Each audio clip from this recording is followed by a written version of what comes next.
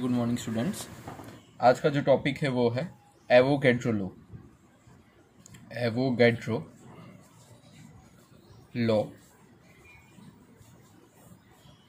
Most important law. You can say in 1811 the scientist's name was Amedeo Avogadro. In 1811 the scientist's name is nothing but the Amedeo Avogadro. Amedeo Avogadro has given the law related to, you can say, volume and number of moles. So what it states that equal volumes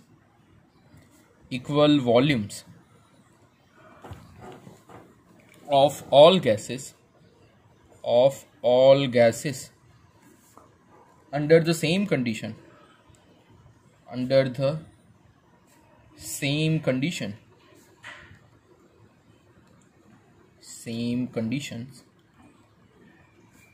of temperature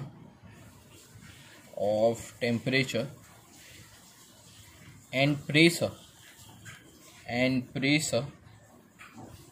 contain equal number of molecules.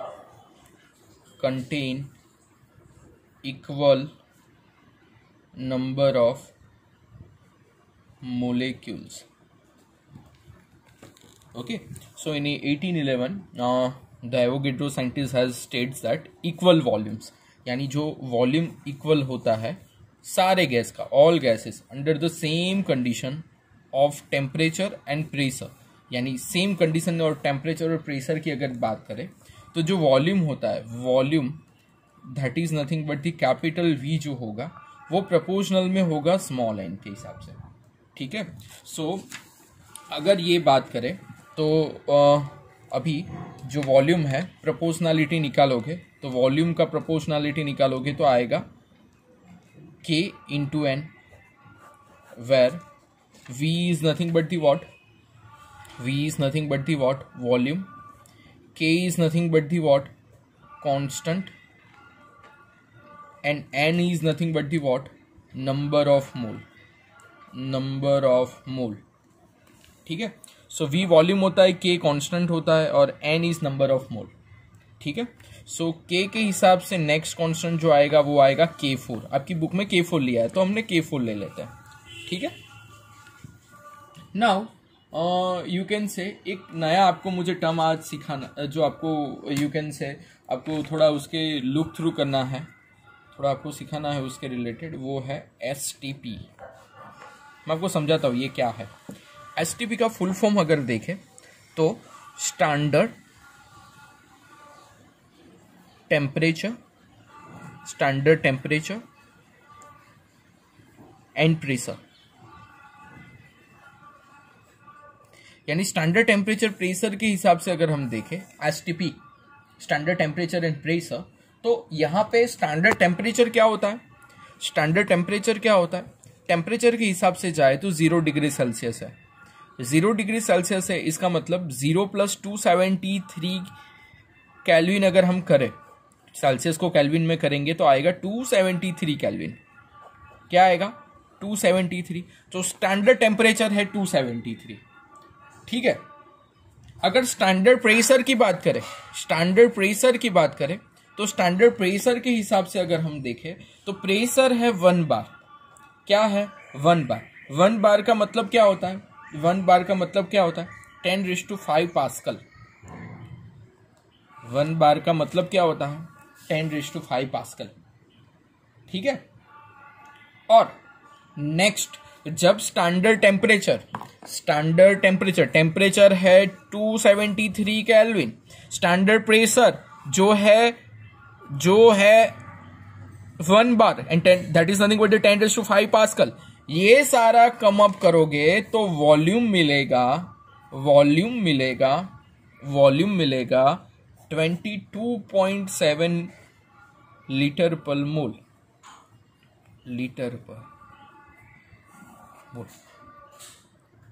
ठीक है, सो this is nothing but the STP, standard temperature and pressure. 273 volume जो है 22.7 litre पर मोल, और जो pressure है वो है 1/10⁵ पास्कल। ये हिसाब से STP, standard temperature and pressure को हम डिफाइन कर सकते हैं। Okay, so this is nothing but the whole Avogadro number, जिसको बोला जाता है एवोगैड्रो लॉ। ठीक है, चलो आगे जाते हैं तो एक नया टर्म भी आपको जो मुझे इंट्रोड्यूस यहाँ पे करना है, at least you guys know very well this things, लेकिन उसका वॉल्यूम के साथ रिलेशन देखेंगे। चलो मैं आपको समझाता हूँ कैसे। जैसे आपको पता है N is nothing but the mole, तो मोल का हिसाब से क्या होता है, mass upon molar mass. So small m is nothing but the mass और capital M is nothing but the molar mass. ठीक है, सो ये हिसाब से अगर हम देखें, तो स्मॉल m जो है मास है, कैपिटल M है वो है मोलर मास है। ठीक है, सो व्हेन वॉल्यूम की अगर बात करें, volume, so V is nothing but the proportional to n। हमने हमने ये देखा ना equation, capital V is proportional to n। तो जैसे ही प्रोपोर्शनलिटी कांस्टेंट निकालोगे तो हमने कांस्टेंट K4 के टर्म में लिया है, that is nothing but the n। अब n का वैल्यू फिक्स है, n का वैल्यू है small m upon capital M। So capital V is equal to K4 into small m upon capital M। ठीक है, अब हम याद करो, हमने एक टर्म और पढ़ा हुआ है, that is called as a density. Density D का मतलब क्या होता है, मास अपॉन वॉल्यूम। वॉल्यूम यानी क्या, V आएगा, तो M अपॉन V यहाँ पे है हमारे पास क्या है, यहाँ पे M अपॉन V है, अभी है नहीं लेकिन V यहाँ पे है, तो कैपिटल M उस साइड ले जाता है। ठीक है, so capital M is equal to K4 into M upon capital V, ऐसा होगा। अब क्या होगा, मास यानी स्मॉल m आता है ना, तो स्मॉल n अपॉन V का मतलब हम देखें तो आएगा capital M is equal to D into K4। Okay, so this is the relation we can get, ये आपकी बुक में दिया हुआ है। ठीक है, चलो अब आगे बढ़ते, अब जाएंगे डेंसिटी के कुछ रिलेशन की तरफ। Now most important theory of the chapter, सबसे इंपोर्टेंट थियरी अगर हम देखें, that is nothing but the ideal gas equation. क्यों मोस्ट इंपोर्टेंट बोलता हूं, क्योंकि ये क्वेश्चन हर जगह दिखेगा आपको एग्जाम में। हाँ, तो आपको अच्छे से करना है। ठीक है, चलो तो आइडियल गैस इक्वेशन में अगर हम देखें तो हमने पहले देखा था 3 लॉज कल हमने देखे, याद करो कौन कौन से, बॉयल्स लॉ, फिर आता है चार्ल्स लॉ,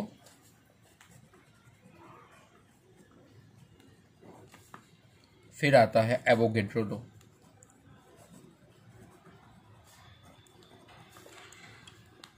तीन लॉ हमने कल ही देखे थे। ठीक है, तो बॉयल्स लॉ में क्या था ये भी हमको पता है। बॉयल्स लॉ में था कांस्टेंट टेम्परेचर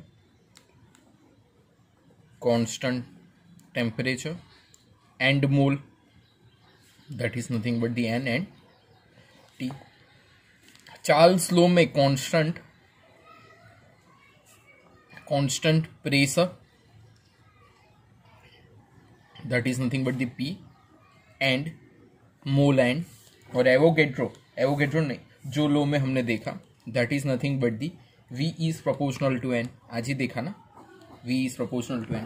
तो बॉयल्स लॉ का इक्वेशन कल हमने देखा था, वो था V is proportional to 1/p, और टेम्परेचर कांस्टेंट प्रेशर और n के रिलेटेड जो देखा था वो है volume is proportional to temperature. यानी 3 इक्वेशन है, this is the first equation, this is the second equation, this is the third equation. तीनों इक्वेशन को अगर हम कंबाइन करें, सो वॉल्यूम कैपिटल V जो है इज प्रोपोर्शनल टू क्या आएगा, Tn अपॉन P आएगा, Tn अपॉन P आएगा। ठीक है, ये आएगा। अब जैसे ही प्रोपोर्शनलिटी निकालोगे तो क्या आएगा, capital V is equal to RTn upon P। ठीक है, तो ये हमारा इक्वेशन फाइनल आया। अब ये इक्वेशन को v के साथ अगर p को यहाँ पे ले लेते हैं तो pv इज इक्वल टू हो जाएगा nRT। क्या हो जाएगा? nRT। जो pv is equal to nRT हो जाता है, मैं पीछे आपको लिख के बताता हूँ कि यहाँ पे हमने किया क्या, यहाँ पे हमने क्या किया, pv इज इक्वल टू जो nRT हुआ है वो nRT के हिसाब से अगर हम देखें, r को एक साइड रखते हैं, r को एक साइड रखते हैं तो nt नीचे चला जाएगा, यानी pv अपॉन nt होगा। ओके, सो यहाँ पे जो r है that is nothing but the, r is nothing but the proportionality constant जो हम बोलते थे,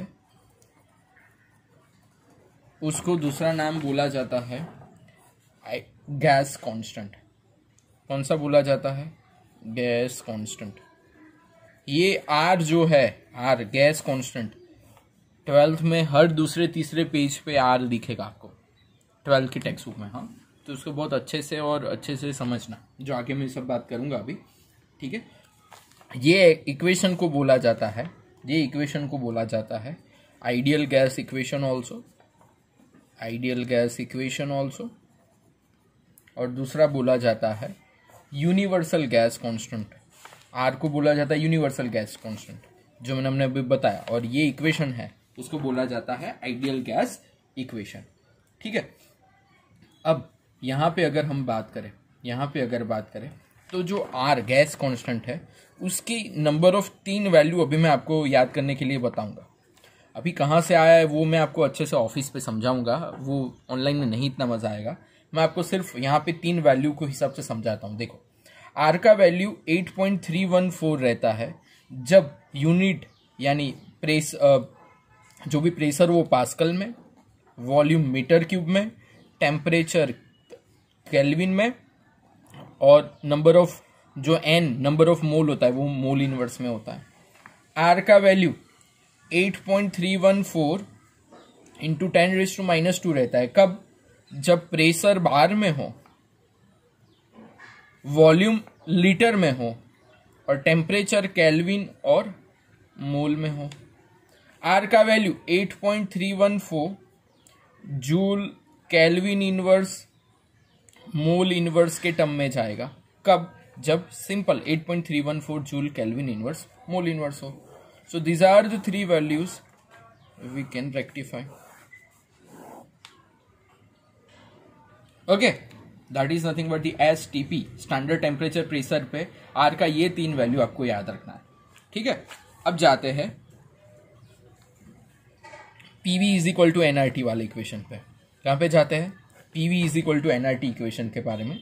तो जब गैस 1 के रिलेटेड जब ये इक्वेशन की बात हो तो क्या होगा?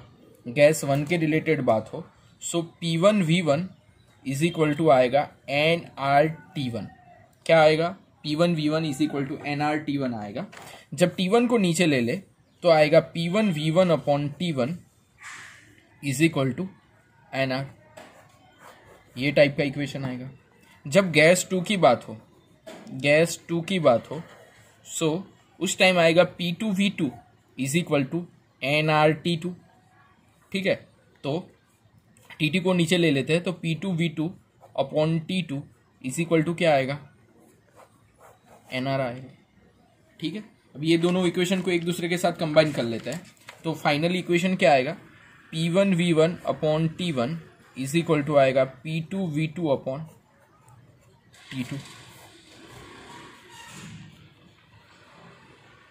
Okay, so this is nothing but the final equation. ये इक्वेशन को ऑल्सो कंबाइन गैस लो भी बोला जाता है, combine gas low.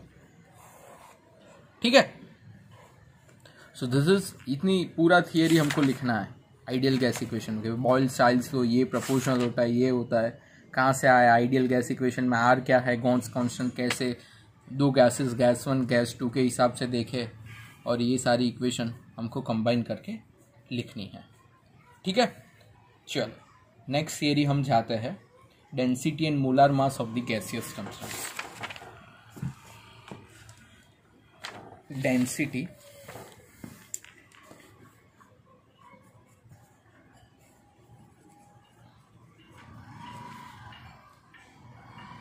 and molar mass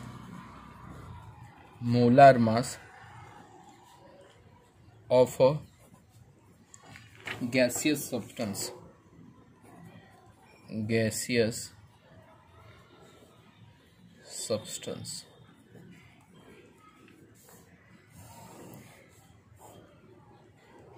ठीक है। सो एक इक्वेशन है हमारे पास, जो फेमस इक्वेशन है, कौन सा? अब ये हमेशा याद रखने का, PV is equal to nRT, ये हमेशा लिख लेने का, ठीक है। PV is equal to nRT, that is the ideal gas equation. अब डेंसिटी के हिसाब से जो देखे, तो डेंसिटी होता है स्मॉल डी, मोलर मास जो होता है वो होता है कैपिटल M, ठीक है। मोलर मास जो होगा वो कैपिटल M होगा और डेंसिटी स्मॉल डी होगा, ठीक है। अब PV is equal to nRT के हिसाब से देखें तो V को नीचे ले जाते हैं, हमको इसका रिलेशन लाना है। क्वेश्चन पहले समझने का, किसका क्या रिलेशन लाना है, that is very much important, कि हमको डेंसिटी D और मोलर मास M के बीच में जो रिलेशन है कुछ डेवलप करना है, ठीक है।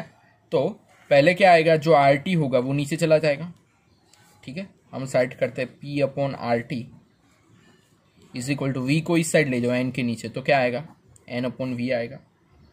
समझ में आ रहा है? अब हम जानते हैं, we know that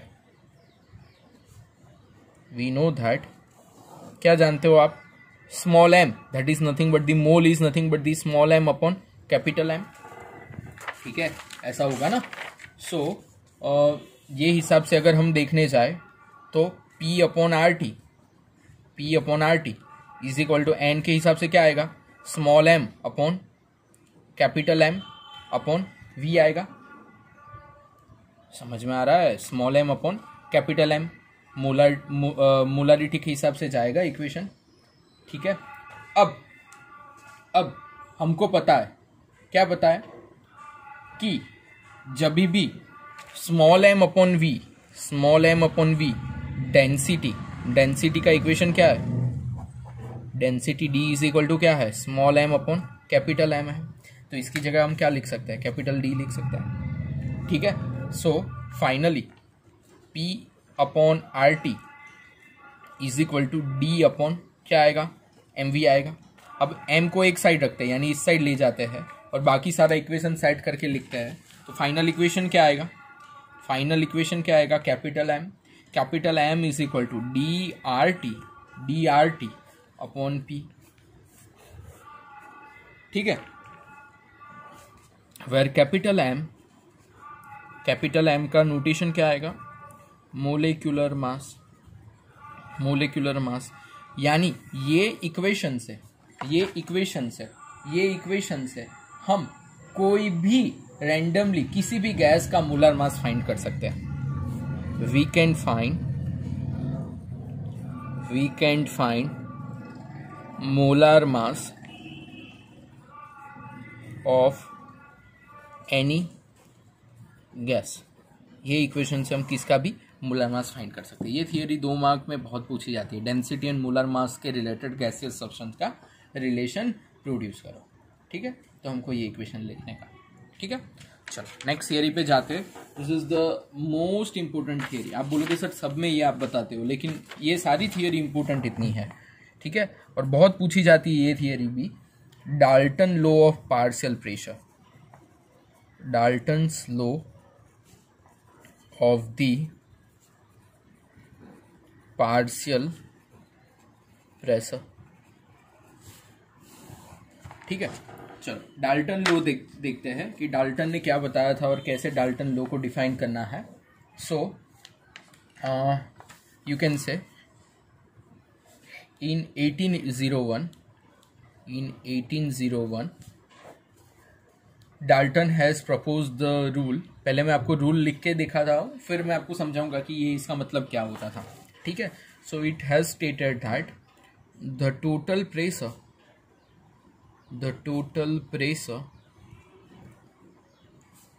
exerted by the mixture of non-reactive gases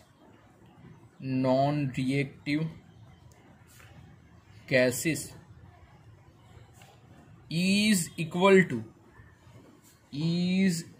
to the sum of partial pressure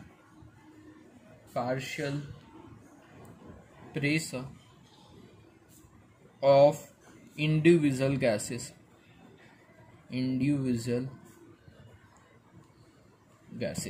ये क्या बताता था? डाल्टन का लॉ क्या बताता था कि जो टोटल प्रेशर जो होता है, जो टोटल प्रेशर जो एक्सर्टेड होता है, that is nothing but the P total, that is nothing but the non reactive gases जो मिक्स नहीं होते वैसे, P1 plus P2 plus P3 up to चलता रहता है। जितने भी सारे गैस हैं उसका टोटल प्रेशर पी टोटल जितना होता है, ठीक है। ये किसने बताया था? डाल्टन ने बताया था, ठीक है। अब जैसे हम पार्शियल प्रेशर को in terms of mole fraction में देखेंगे, क्या देखेंगे? पार्शियल जो प्रेशर है उसको इन टर्म्स ऑफ